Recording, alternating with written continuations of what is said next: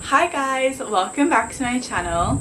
Today I'm going to be giving you guys another recommendation video, and this one is on Mafia, which I know is a pretty popular trope for a lot of people, and personally I really enjoy it. However, it does have to be a certain kind of Mafia. I said this multiple times, I can't do super dark books, so when it's a Mafia book it can't be too dark, otherwise I don't find it that enjoyable. It has to be like a good middle ground of having the Mafia element being a bit angsty and dark, but not too much that I can't read it. And I do find a lot of Mafia books, you know, obviously follow a similar pattern, trend, whatever you want to call it, in the writing and in the characters, so it is, I guess, like harder to say like which one's a really great Mafia book. So these are just some that I've really enjoyed reading.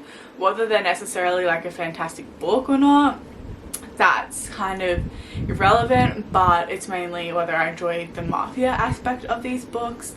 And so I only have, I think, 4 recommendations for you guys because, like I said, I'm pretty picky with Mafia books. I know there's definitely a lot of other Mafia books out there. These are just the ones that I personally have loved, really enjoyed, and was able to read very easily and didn't have kind of like that icky feeling with them. So yeah, without further ado, let's get into it. Thank you guys so much for being here, for watching. I really appreciate it as always, and let's get started. First one I have is a series by Joel Abernathy, and this is the De-for Mafia family by Joel Abernathy. So there's 3 books in this series, and we are following 3 Mafia brothers. So we have Enzo, who's the oldest, we have Luca, who's the middle child, and we have Val, who is the youngest. And each brother has kind of their own unique story. Enzo is a bit of he's the oldest, has the expectations from their dad.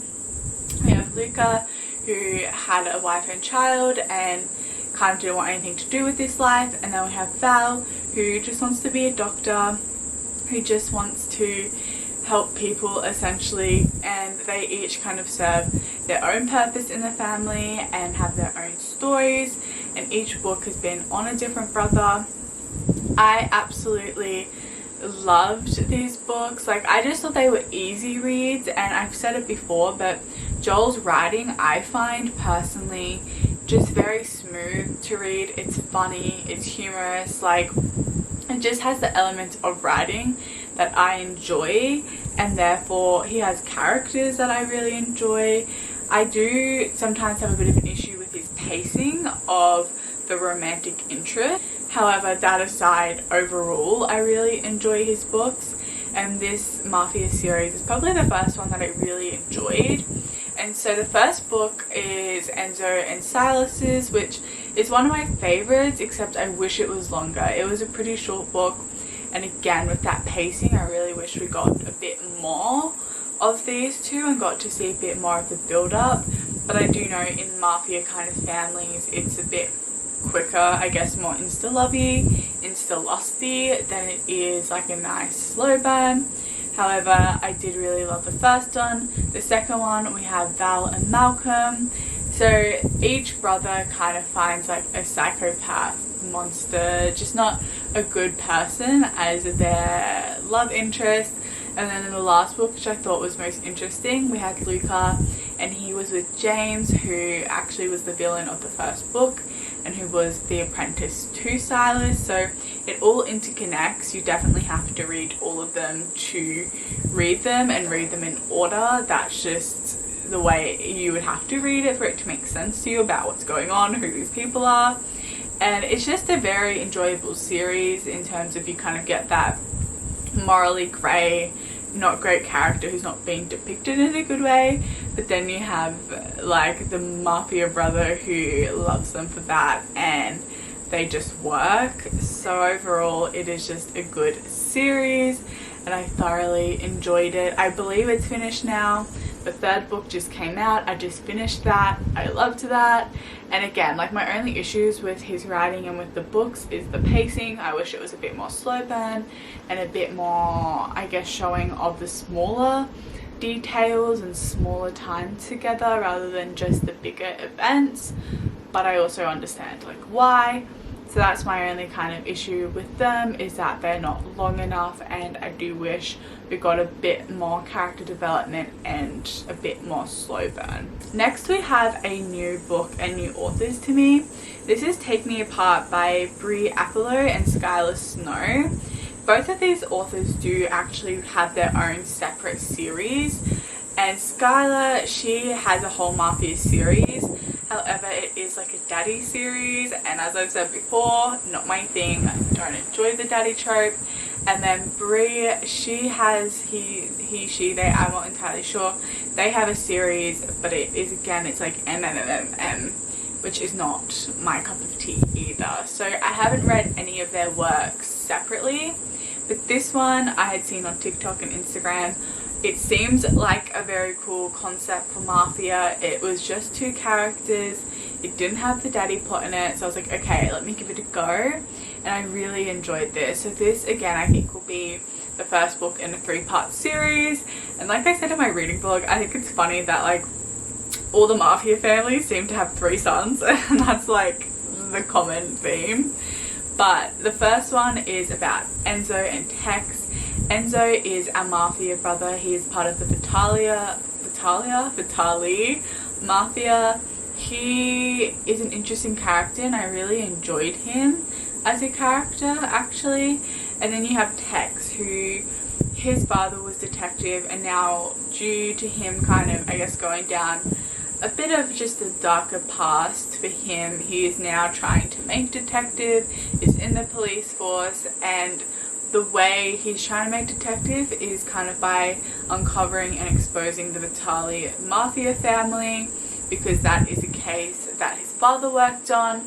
But to do this, he gets close to Enzo, and I think these two kind of just had a mutual understanding and respect for each other, and the fact that they really got what each other had been through and just accepted and loved each other's differences. Because Enzo, he has autism, and so trying to work through, I guess, his role in the family while navigating his autism and also kind of his love life has been something that's been a struggle for Enzo. But him and Tex kind of just have this mutual, I guess, connection, and they just get each other, and it's actually really sweet, and I really enjoyed seeing them, and I really thought they were a good match, and I really loved them together. And then in this book we also get introduced to the 2 other brothers, who I believe will be the main other interests / characters in the following books, which I am really excited for. I thoroughly liked the Mafia aspect. I liked the characterization. I liked that it was a bit more slow burn. It wasn't super quick. I did really enjoy just the overall writing style of these 2 together, and just as a Mafia book, I thought it was really good. So that's Take Me Apart. Would really recommend. It was a really great read. I read it very quickly, very immersive, very, fast paced in terms of the plot, but also trying to unravel other subplots. I thought was very interesting to see and to think of, like, okay, who do you think it is? And then it actually wasn't who I thought it was until a certain point. So I really liked that kind of guessing element as well. Moving on, we have You'll Never Know by Chani, Lynn, Feener. I love Chani. I've spoken about her books multiple times on my channel now since discovering them. This was the first book I read by her, and this is sci-fi mafia fantasy. So it is a solid mix of different things that I love, and it was done so well. Like, Chani's writing is beautiful. Her pacing is my favorite thing. It is slow burn, but it is build up, and it is intense, and it is just very enchanting to just read about and to be consumed by these 2 characters who are going through their own things individually, but then also together facing a bit of a bigger threat. And she just does it so well. Her world building was fantastic, her characters were fantastic, her writing style, just everything about her books I thoroughly enjoy. And this is no different. I love the fact that this is set in intergalactic space. We're set on a planet where each planet kind of has an emperor, but this planet has a mafia head. And so our two characters, we have Hunter, whose father was kind of like an errand person for the mafia, betrayed the mafia, and then ended up getting him killed. But Hunter's now been on the run from that because he's had to run away from the mafia. And then we have Odin, who is the son of the head of the mafia. However, he's gone now, but Odin's name got tarnished due to his stepbrother, and so now he is trying to rebuild his world back and his kind of status back, and he ends up kidnapping Hunter. However, it's definitely not like a super dark kidnap. Nothing happens that is really bad, which I liked. It was more just trying to find Hunter, and due to events that happened when they were younger, that's why Odin tried to find him. And so once they kind of get that, it's miscommunication but done well. Like, it's a miscommunication about an event that happened, and once Odin kind of sees the truth, these two can kind of navigate that attraction they have towards each other. But then it is left on a bit of a cliffhanger, and that magical element that is a part of this world comes into play, and it all just works. It's very unique mafia. I haven't seen like sci-fi mafia, but it was really enjoyable, and I loved this book so much. So that is one I would 100% recommend. And the second book is coming out in February, which I am so excited for. I can't wait to read it. I can't wait to step back in this world. And again, just a really solid book and story, but also a really solid mafia kind of woven into it. Then we have two books, and these are both by Alexandra Hazard. So this is Just a Bit Bossy and Just a Bit Heartless, and these two are the most recent releases in the Straight Guy series by Alexandra Hazard, and you could definitely read them as standalones, but I would recommend reading these two in particular. Read Bossy and then read Just a Bit Heartless, because while other characters do interconnect to Just a Bit Bossy previously, these two books in particular really interconnect and have the same characters in it. Because in Just a Bit Bossy, we have one of our main characters. He is the son of a mafia family, and then in the Just a Bit Heartless, it's his stepbrother's story that is a part of the mafia family. So each book is connected because they are stepbrothers, and then obviously the love interest, they actually both work for the same company of one of our main characters in Just a Bit Bossy. So it all connects, and I would recommend reading both. I love Just a Bit Bossy. I'm a bit like hit or miss with Alexandra's books. I really love some of them, and I really don't like others, and especially the Straight Guys series is not generally a trope I go for. I don't love that trope.